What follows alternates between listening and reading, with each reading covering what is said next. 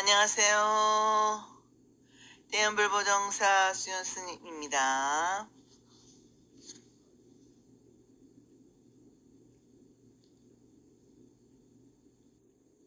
법화경 강의 제11회 서품 계속해서 같이 공부하겠습니다.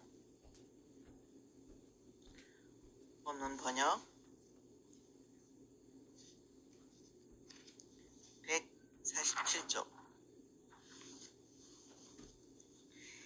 이때 1월 등명 부처님께서 대승경을 설하시니 이름이 무량이요 보살을 가르치시는 법이며 부처님의 위엄하신 바이다.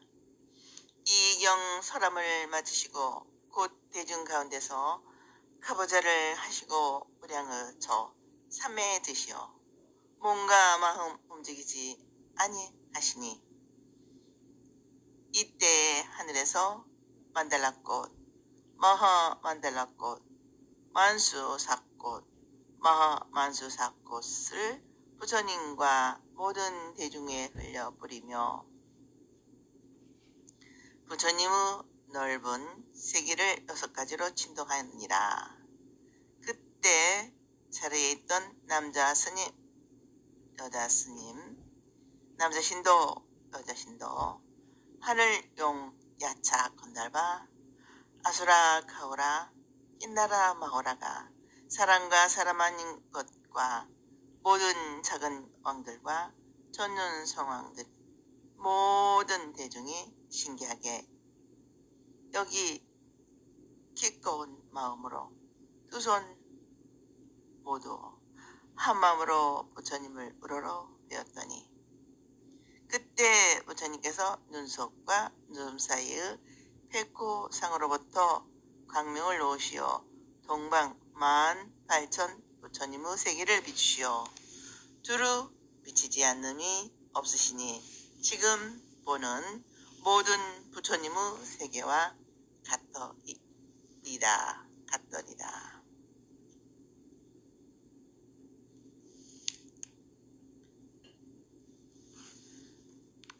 강의 앞에서 이미 말씀드린 바와 같이 1월 등명 부처님은 보살도를 가르치는 대승무량의 경을 설하셨다고 한다.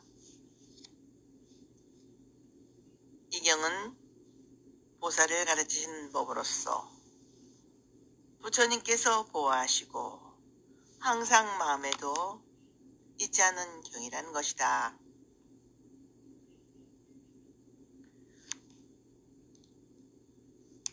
부처님께서 법화경을 설하시기 전에 무량의 경을 설하셨다.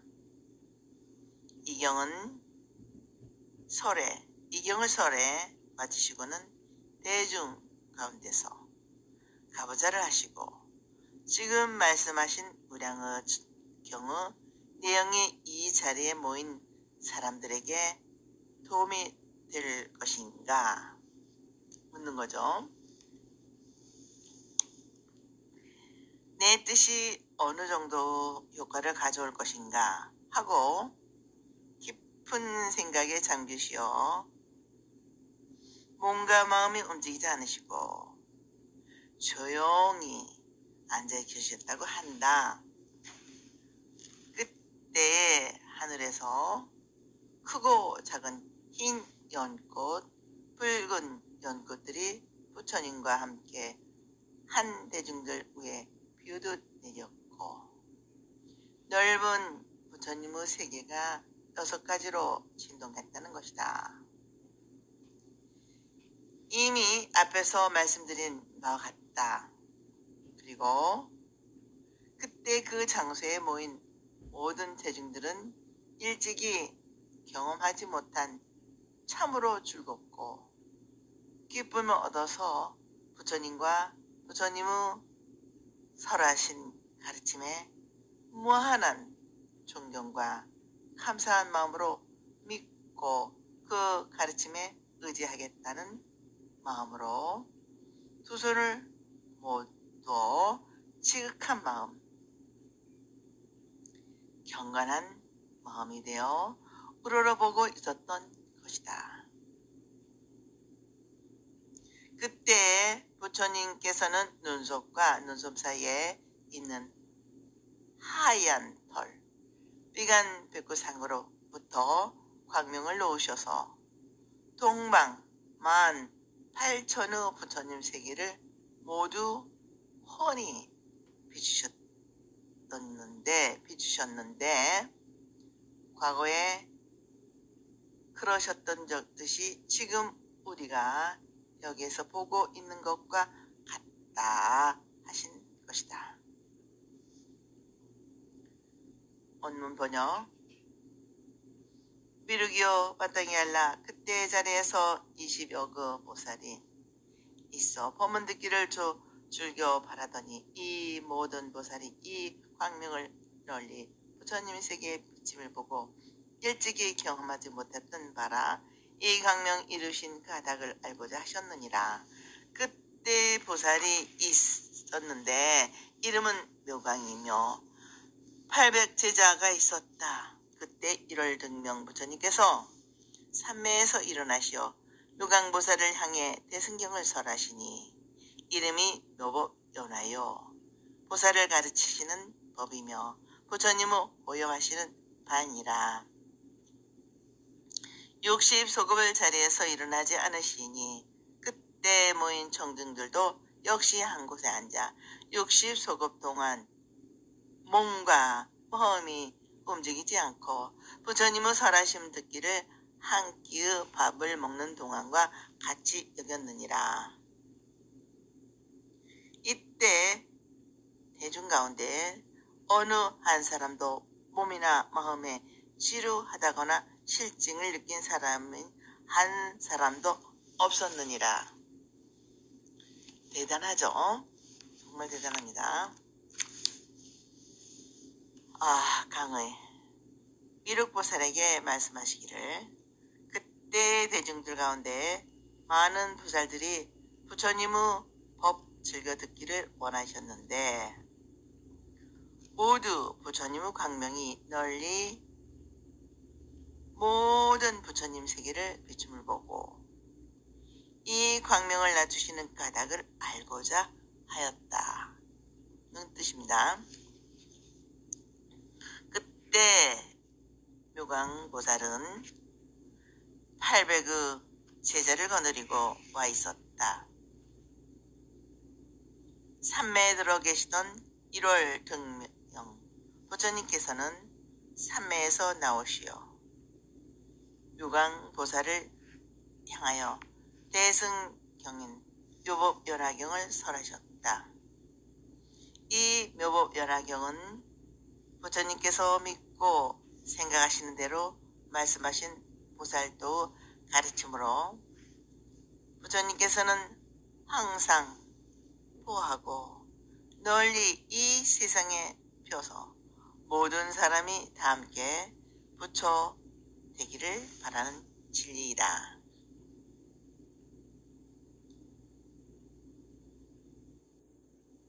여기서 묘광보살을 향하여 나라파라 브람 바리히 세레타 뱀 어라베레아 하신 것은 부처님께서 설법하실 때의 한 정령으로 많은 사람들을 일으키고자 하는 설법이지만 한 사람들은 상대로 해서 말씀하신다. 그리하여 다 같이 함께 한 대중들도 진리의 세계에 들어가도록 하는 것이다. 부처님의 법문을 항상 상대방의 심리적 상황과 지적인 수준에 맞춰 말씀하시고 상대방으로 하여금 그 가르침을 이해하고 느끼어 불교적인 인생관과 세간관을 확립하고 그렇게 생각하게 하면 나아가서는 스스로 깨달아 불교적인 이상적 인간이 되게 하는 방식을 취하고 있다. 그러니까 지금의 묘보 연화경은 과거 부처님께서 유광보살을 인연으로 하여 설하신 것이다. 그리하여 이 경을 설하시어 60소금, 온타라, 카라파, 아주 긴 시간, 8만세라는 아주 오랜 세월을 그 자리에 앉아 법문하셨으므로 역시 그 자리에 함께한 대중들도 한 자리에서 60소급을 앉아서 몸과 마음이 조금도 움직임이 없이 듣고 있었는데 그 길고 긴 생활을 마치 밥 한 끼 먹는 동안과 같이 오히려 짧게 생각하고 있었다고 한다.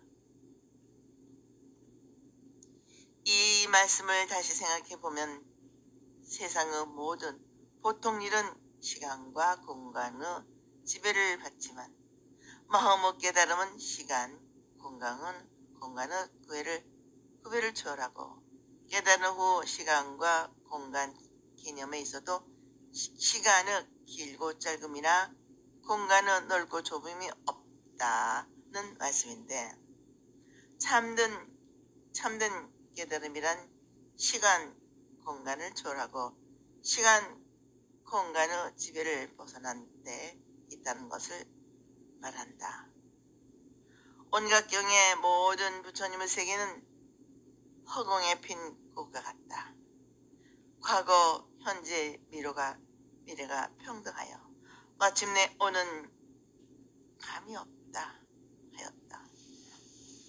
그러므로 불교 시간 개념은 곧 끝없는 세월이 곧 한순간이요 한순간 이대로 끝없는 긴 세월이다 하여 시간은 시간 속에 내가 있는 것이 아니라 시간이 나에게 속해 있는 것이라 본다.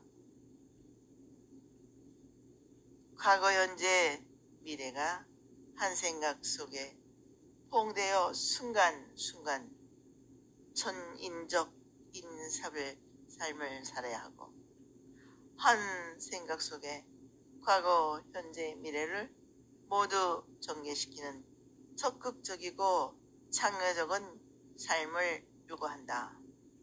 시간은 지금 여기 있는 나로부터 시간이 된다.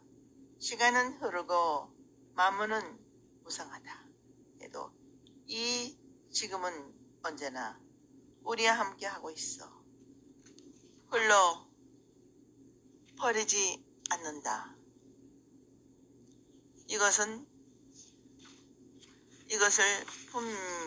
이것을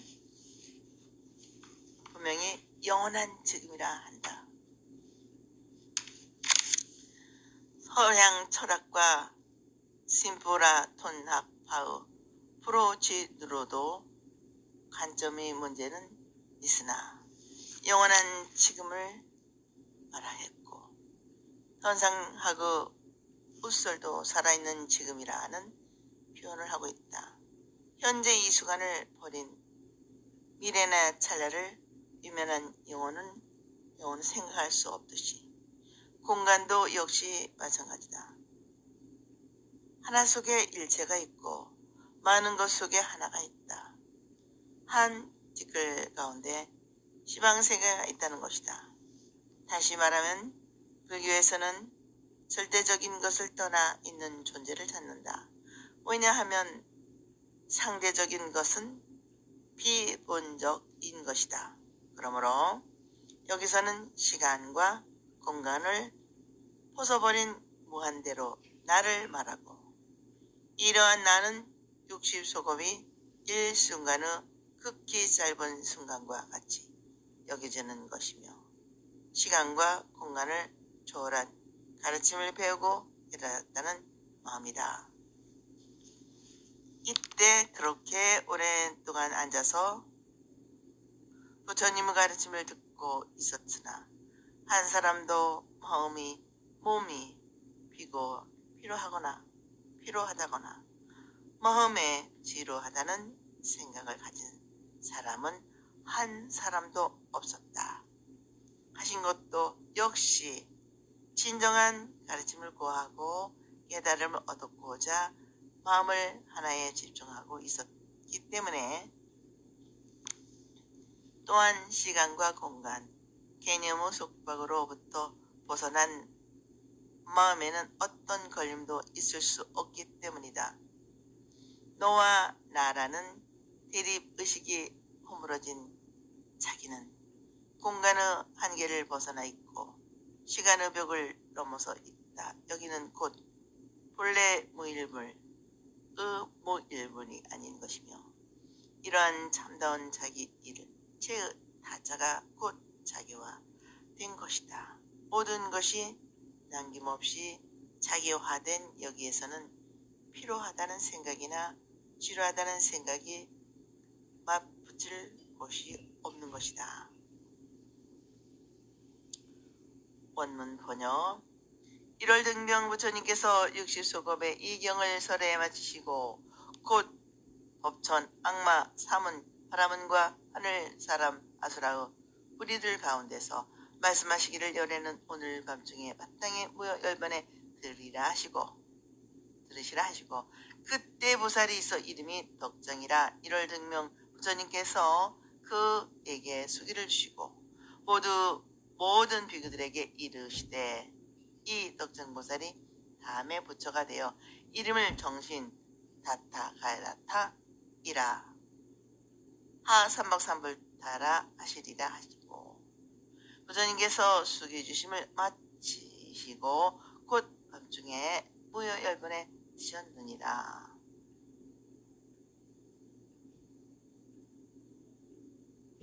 이렇게 설명이 되겠습니다. 1월 등명 부처님께서 60소겁의 긴 세월 동안 거쳐 이경을 다 말씀해 모든 사람들을 가르쳤다. 법천과 악마 마라 부처님의 가르침에 기여하시어 부지런히 좋은 일을 닦고 나쁜 일을 일으키지 않는 사문 산마라와 바라문교의 승려인 바라문 브라다마라 그리고 천상계와 인상계의 사람 아수라 그 밖의 많은 사람들 가운데서 이러한 말씀을 하셨다. 부처님께서 나는 오늘 밤 무열반 언 파티 서라 놀바나에 뜨리라고 하셨다. 열반에 대해서는 앞에서 설명한 바가 있는데 여기의 무열반은 깨달음을 얻은 이가 현재의 이 지체까지 멸해 없어져 다시 태어나지 않는 상태가 되는 것이다. 여기 부처님께서 말씀하시는 것은 이제 그대들도 영원히 이별하고 이제 그대들과 영원히 이별하고 육신의 자취를 감추어 다시는 만날 수 없게 된다는 뜻이다. 모든 부처님은 각기 수행하시고 깨달은 진리를 다 말씀해 가르침을 베푸시고는 이 세상에서 떠나가신다. 서가모니 부처님도 마찬가지로 경로를 거치셨다.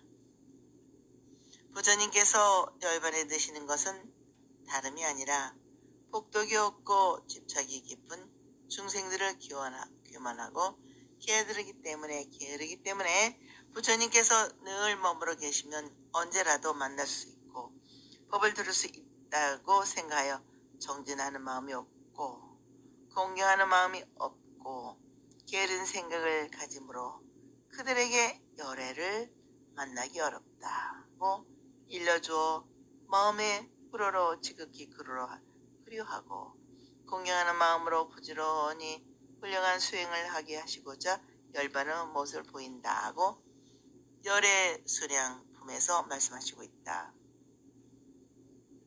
그러므로 생존에 계시면서 부드러운 음성으로 중생의 어두운 마음을 없애버린 자기를 일깨워주고 돌이켜주는 것도 자비이고 열반의 모습을 보여 중생의 마음을 성실하게 부지런히 청진하게 하는 것도 역시 자비의 실천인 것이다. 그때 대중 가운데 덕장 사리가리하는 이라는 보살이 있었는데 1월 증명 부처님께서 그에게 많은 수행과功德을 쌓았으므로 미래에 반드시 부처가 될 것이라고 수기 베라카라 나를 주시고 많은 대중들에게 가창자 부처님이 되시는 이름을 정신 베말라 타라 열애 다타가타 응공 어니타 정변지 삼박삼불 불타라는 것이라 하였다.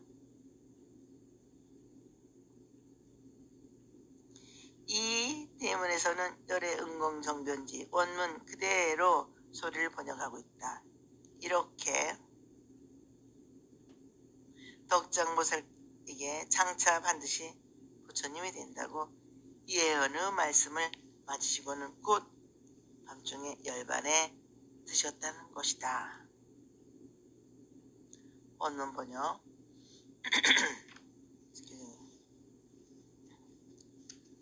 부처님께서 열반하신 후 무강보살이 무강보살 그리고 몸열왕경을 받아가지고 80소급 동안 사람들을 위하여 살았느니라 설하셨느니라. 1월 증명 부처님의 여도왕자는 모두 무강보살을 스승으로 받으니 무강보살이 가르쳐 인도하여 교하여 그들로 하여금 안옥타라 삼막삼볼이라 고하는 뜻 경거해 하였느니라. 이 모든 왕자들은 헤아릴 수 없는 백천만억의 부처님을 공양하고 다 불도를 이루니 그 마지막 부처 되신 분은 이름이 연등 부처님이시니라. 800제자 가운데 한 사람이 있었는데 이름이 구명이라 이익을 답착하고 하여 비록 여러 경전은 있고 에었어도 도리를 깨닫지 못하고 잃어버리는 것이 많았으므로 이름을 구명이라 하였느니라. 그러나 이 사람도 역시 온갖 좋은 인연을 심은 까닭으로 헤아릴 수 없는 백천만억의 부처님, 모든 부처님을 만나 공양, 공경하고 존중, 찬탄하였느니라. 이르기여 마땅히 알아라. 그때 무강보살이 어찌 다른 사람이겠느냐. 내 이 몸이 바로 그요 구명보살은 바로 나였느니라. 이제 이 상스러움을 보니 본래의 그것과 다름이 없는지라. 그러므로 헤아린 건데 오늘 부처님께서 마땅히 대승경을 설하시니 이름이 묘법연하요. 이름이 묘법연하요. 보살을 가르치신 법이며 부처님께서 보염하시는 바이니라. 이렇게 설명하셨습니다. 강의 1월 등령 부처님께서 열반에 드신다. 열반에 드신 난 후 유강보살이 요연하gin을 받아가지고서 80소급이라는 우리의 상생을 초월한 오랜 세월 동안 중생을 위하여 설명하고 가르치셨다 하셨습니다. 1월 등명 부처님의 여덟 왕자도 모두 묘강보살을 스승으로 모시고 묘강보살의 가르침을 받고 인도대의 부처님의 지인 안옥다라 삼막삼보리를 고하는 사람 마음이 흔들리지 않고 견고하게 되었다고 하셨습니다. 자, 계속해서 설명하자면 그 여덟 왕자는 물러나지 않는 마음으로 헤아릴 수 없이 많은 부처님을 공양해서 부처님이 경지에 이르렀다. 그 마지막으로 부처님이 되신 분이 연등 부처님 디파라 카라 부다이라 한다. 연등 디파 반카라 부다 부처님은 과거의 부처님으로 등불을 밝히시는 부처님, 즉 서가모니 부처님의 불교라는 등불을 밝혔다는 말로 표현하는 것이다. 이 부처님은 서가모니 부처님 이전에 출연하셨다는 24불 부처님 가운데 한 분인데, 이 법화경에서는 하프 말씀과 같이 2만 1월 등명 부처님의 마지막 부처님이 아직 출가하시기 전에 여도 왕자가 있었는데, 그 여도 왕자를 가르치고 인도하시는 스승으로 묘광이라는 보살이다. 이 여도 왕자는 묘광 보살이 가르침과 인도를 받아 헤아릴 수 없이 많은 부처님께 배우고 실천하고 노력함은 물론 공경하여 모두 부처가 되었는데, 그 최후 성불한 분이 연등 부처님이라 하고, 불본 행림경에 의하면 이쪽에 연화국이라는 나라의 일주라는 바라문이 왕의 총애를 받아 그 나라의 절반을 나눠 받았는데, 그의 부인 월상과의 사이에 한 아들이 있었는데 이름이 석재 원갈이다. 이를 번역하면 연등 또는 정광이다. 태어날 때부터 온몸이 등불과 같이 환하게 기 때문에 연등태자라 하고, 출가하여 부처가 되었을 때의 이름도 연등불이라 하였다고 한다. 또 서가모니 부처님께서 전생의 보살행을 닦으며 고행을 할 때의 수행담에 의하면 과거 오랜 예적에 수행할 때에 연등 부처님이 출연하셨다는 그때 이름이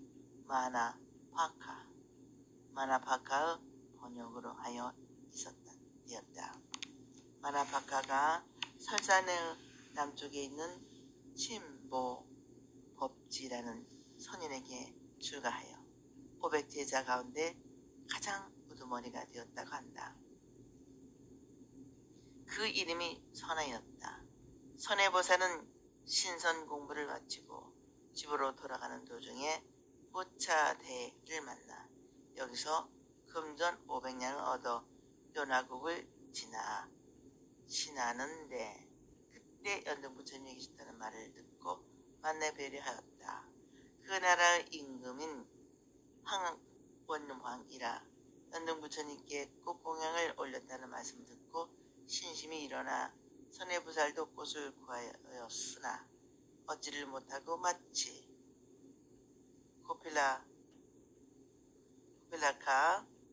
코필라카라는 공주가 천연화를 가지고 있는 것을 보고 한 송이에 금전 100냥씩 주고 5송이를 사고, 이에 감동한 공주가 2송이를 부처님께 바쳐달라는 것을 향하여 7송이를 연등 부처님께 바치고, 또 부처님께서 왕의 초청을 받아 성중으로 돌아가실 때 그 지나가시는 길이 진흙된 것을 보고 자기의 옷을 벗어 그 위에 덮어 깔고, 그리고 부족한 곳에 자기의 머리를 풀어 땅에 펴고 부처님께서 밟고 지나가시도록 하였다. 이렇게 장하고 훌륭한 선의 보살의 도심을 보시고 그대는 앞으로 91컵이 지나서 반드시 부처가 되어 서가모니 불이라 하리라는 수기를 받았다고 하였다. 그 연등 부처님 제자 800명 가운데 9명이라는 제자가 있었는데, 그는 명리를 탐하여 명예를 얻고 싶어하고 이익을 얻고 싶어하는 마음에 집착해 있었다. 그러므로 아무리 여러 가지 많은 경전을 읽고 배워도 그 뜻을 깨달지 못하고 잃어버리는 바가 많았다고 한다. 그래서 명예를 구한다는 뜻으로 구명이라 하였다. 는 것이다. 그런데 그 사람도 역시 온갖 좋은 인연을 심은 인연으로 많은 부처님을 만나 공양하고 존중 찬탄하며 부처님의 경지에 이르게 되었다는 것이다. 그때 묘강보살은 다른 사람이 아니고 바로 지금은 나 문수이고 그대의 구명보살은 바로 당신 미륵보살입니다. 미륵보살 당신은 나보다 나중에 마음을 열고 깨달음을 얻었는데 그것은 전생에 명의를 구하는 용맹이 있어 거기에 담착하였지만 마음을 받고 오늘의 미륵이 된 것이다. 이제 이 상스러운 모습을 그대와 다르지 않으니 이어 밀어보라. 오늘의 석가모니 부처님께서도 반드시 대승경인 묘연화경의 가르침을 말씀하실 것이다. 이 법화경의 가르침은 보살을 가르치는 진리요. 부처님께서 항상 보호하시었고 잊지 않아 널리 세상에 유포되기를 바라시는 바이다. 이와 같이 오랜 예전부터 이 법화경이 계속해서 이어오면서 수많은 부처님들께서 살아오셨다는 것은 법화경이 결코 석가모니 부처님 한 분만의 가르침이 있거나 한 분께서 발견하고 깨달으신 진리가 아니라 아득한 옛날부터 하나로 전하여 내려오는 긍긍의 진실임을 강조하는 것이다. 또한 2만이나 되는 많은 부처님의 이름이 한자로 같았다는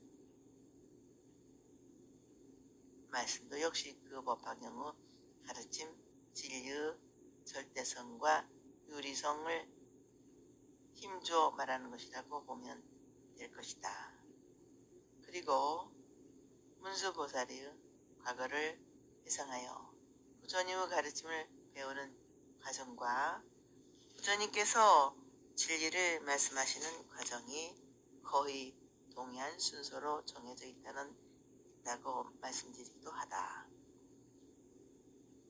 또 한 가지 알아야 할 것은 문수보살이 하나의 보살이면서 연등 부처님의 스승으로 등장하고 있다는 점은 부처님의 지혜를 인격화한 것이 문수보살이요.